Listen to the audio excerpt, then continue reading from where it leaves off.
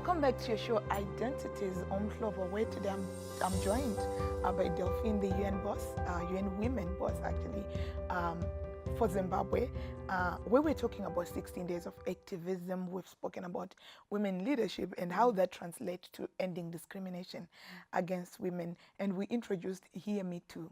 And I think what the community right now is thinking is, what is Hear Me Too? Yes. So maybe you want to let us know what it really is about and how the young little girl who's watching you today, or the woman who's watching you, or even the man who's watching you today can be part of Hear Me Too. Okay, the understanding of it, the reason why you have Hear Me Too is because we know about the global, we've already spoken about the global, the Me Too campaign. We also spoke about how certain people can access that campaign or can relate to that campaign more closely. But Hear Me Too is really about that person who's marginalized from certain spaces, and one would assume maybe somebody doesn't, as you said earlier, have the hashtag or even know how to use technology to click in, or even a phone. Yeah, I mean, the person might not even have a telephone to call and say, I need, or even the ability to walk into the nearest police station. Not everybody lives near a police station or a clinic or whatever. So that person who doesn't have access, how do we reach that last person? And how do we encourage that last person that we can listen to you and we're actually able to work with you so you too can get out of that situation, right? Amazing. So to just top up to what Delphine has just said, to say the campaign, the Me Too campaign, is a campaign or is a way that internationally people report cases of abuse, to say, I have been abused, so and so touched me, especially when we're talking about women in employment, because that's where a lot of harassment has been coming out.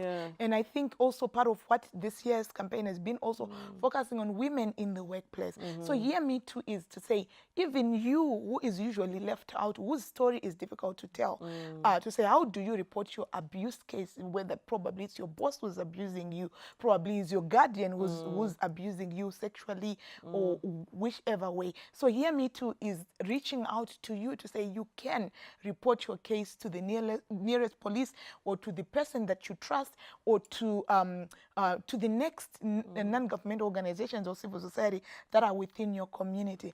But what are the plans for the United Nations Women as we commemorate the 16 days of activism this year? Actually, for the 16 days, we've decided we're going to have some dialogues for over a period of days.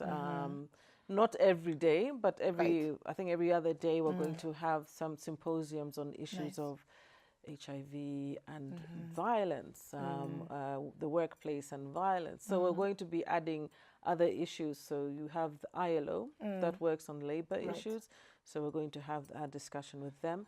Then HIV, we're going to have UN AIDS. We're going to have a panel with different people. And it's not just the UN speaking, but it will actually bring people from government. It will bring people from civil society.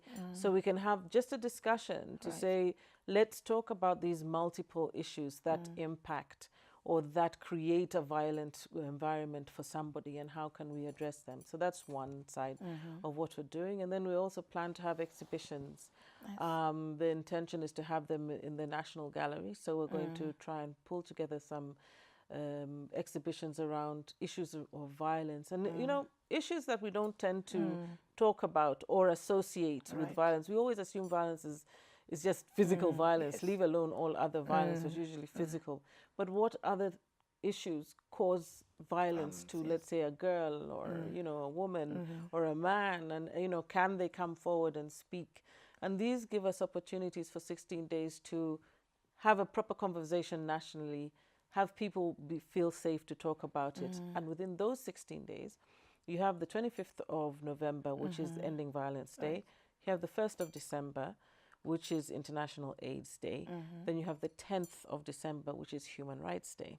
So those 3 days are going to also be highlighted in those particular areas and themes. I think you've touched on a number of things, and the inclusivity and the diversity of everything that is going on. What is, as we wrap up the show, what is the word that you'd give to a woman who's watching you, or who's not told anybody, or even a girl who's not told anybody about what has happened to them. And I also want you to answer to say, what can a boss, even a male boss or a female boss, do in making sure that their working environment is not susceptible to gender-based violence or harassment in the workplace? The first question, in terms of somebody who may not be speaking out, I say that today is not the days of gone by, right? Maybe even 10, 15 years ago, people were not talking about it. It was always considered a private affair. So to women and men and boys who are experiencing violence, and girls, it's really important for people to understand that it's a better place now to speak up now, because something can be done. There's opportunity for something to get done. You don't have to be thinking that I have to go to a police station or a clinic. You can go to somebody who is willing to hear, and there are a lot of people these days.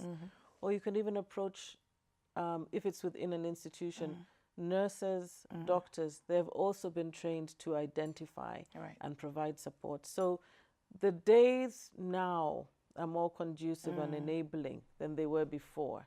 So forget everybody else's feelings. Think about your own and react so that you are the one who remains safe. In terms of leadership and an environment in our environment, we have a zero tolerance in our offices. And that means not only do we do awareness training for all staff, which is mandatory, but you can call out somebody, and anybody's allowed to call out the next person who's doing it. We also have helplines, anonymous helplines, where people can come forward. So the environment is such that you keep your arms open and make it a safe space for anybody to walk into your office and say, I think this is an issue, right? And if it's an issue, it gets taken up. So open environments, telling people it's an open environment and ensuring that it's an open environment means more people will walk through those doors.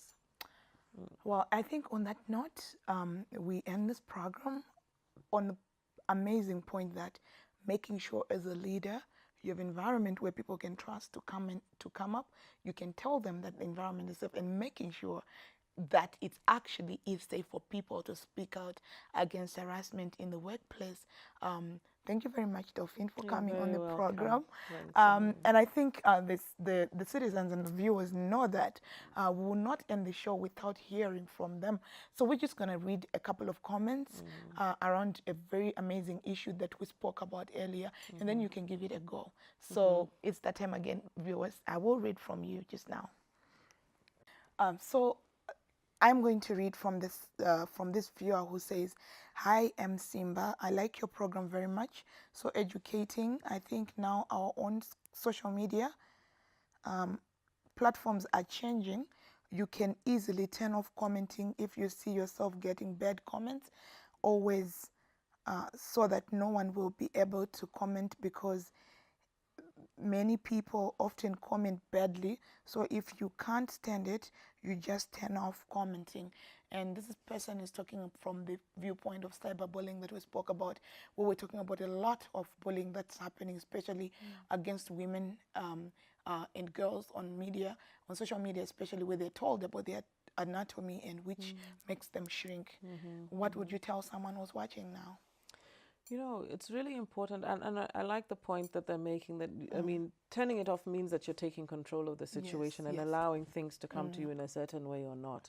But sometimes people don't have that option because, you know, for example, when you're being shamed or publicly, it's not just you who's receiving the comments, it's people around you.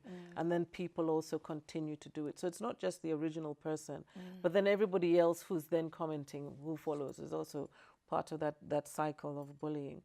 I think the important thing is really, where do you stand in terms of social media as a whole? It can be used positively, it can be used negatively. At the end of the day, you as an individual need to decide that if I'm going to use this medium, I also need to have my own self-confidence around it, and not to use it to seek people to like you or people to praise you or whatever, because sometimes it goes into that realm. So that's really when you're talking about, and I'm really, stereotyping, but it's usually within the younger crowds where you expose yourself very much out there and look for the likes and look for whatever. You're also exposing yourself to the negative in the world. So really, it's how do you control the medium for yourself? And in a way, this is what the person is saying. Turning off is an option, but also understanding how to expose yourself in it and whether you want to be exposed that much to it. Wow. On that high note, on cyber security, where you can hold back your power, this is what I'm hearing. You have the power to control what comes to you by switching off comments, by blocking other people as well. There are trolls that just get on social media to harass other people. But thank you very much, Delphine, for coming to the show. You're welcome. It's especially when we're talking about 16 days of activism against gender-based violence. And for me and the rest of the crew, thank you very much for watching. We'll see you next time. Bye.